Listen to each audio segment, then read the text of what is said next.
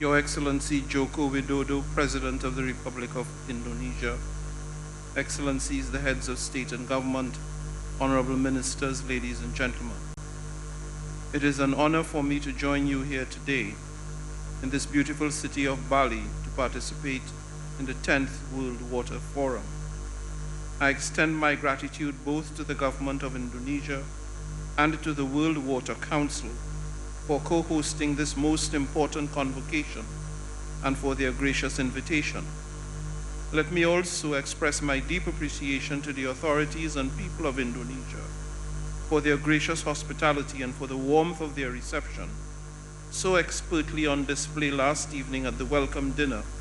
featuring the vivacious energy and dynamism of the youth of this richly diverse nation. Your exemplary leadership in championing the global water agenda recognizes that although water manifests through its availability or lack thereof locally, it is, in fact, a global resource gifted to us by nature, the distribution of which is a matter of geography and climate, and increasingly, in contemporary times, a matter of climate change. As we convene amidst the lush green landscapes and seascapes of enchanting Bali, inevitably we are reminded of the very essence of water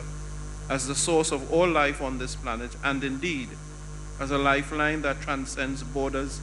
cultures, and belief systems. Under the theme Water for Shared Prosperity,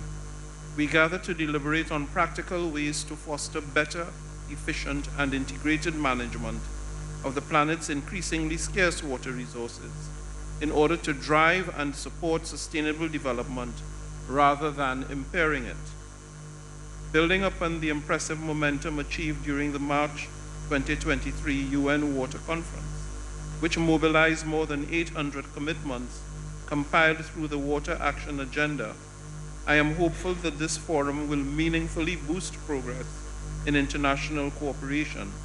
and in the formulation and implementation of concrete actions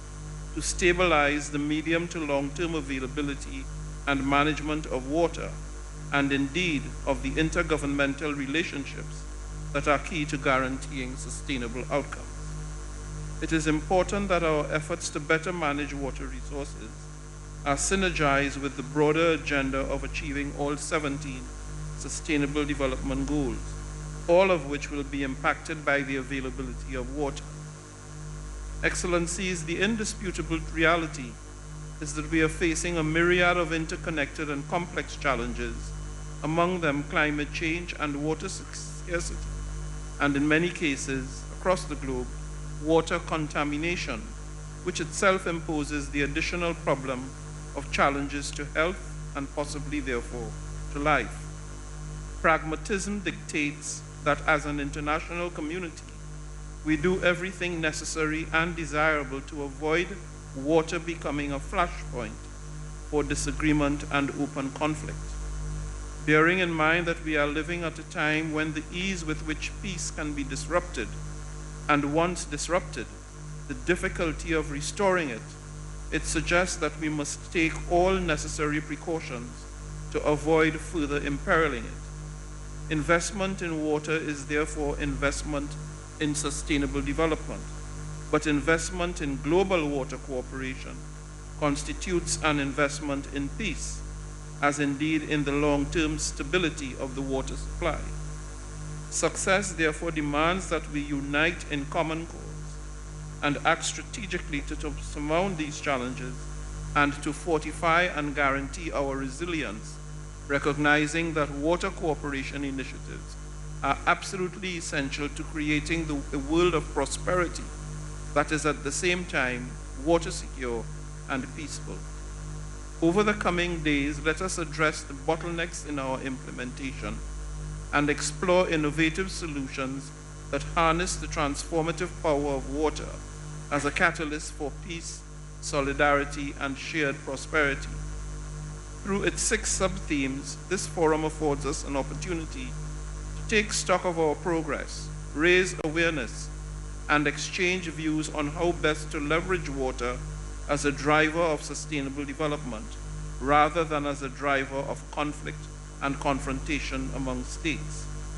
One definitive approach lies in collaborative innovation, which holds huge potential for unlocking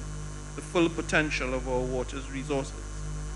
By adopting innovative financing models and leveraging technological advancement, we can enhance our capacity to manage food and energy consumption sustainably, thereby also paving the way for a brighter future for generations to come. I urge each and every one of you to seize the opportunity before us, to forge connections, share insights, and galvanize collective action towards building a water-secure and sustainable world. Mindful that in many parts of the world, the ocean and seas are the main supply of water, we must pay attention to the condition and circumstances of our oceans. In this regard, I should like to emphasize that as a cornerstone of my presidency of the General Assembly, I decided to spotlight the dire threats posed by sea level rise. This looming specter represents not merely a challenge, but a real threat to the safety, security, and indeed survival of small island developing states and low-lying coastal communities. What is at stake could well be the inundation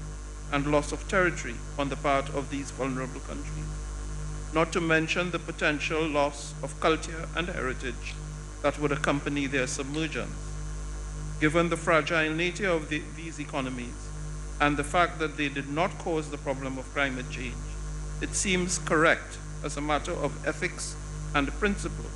that they should receive the support and cooperation of the international community in coping with the challenges resulting from sea level rise.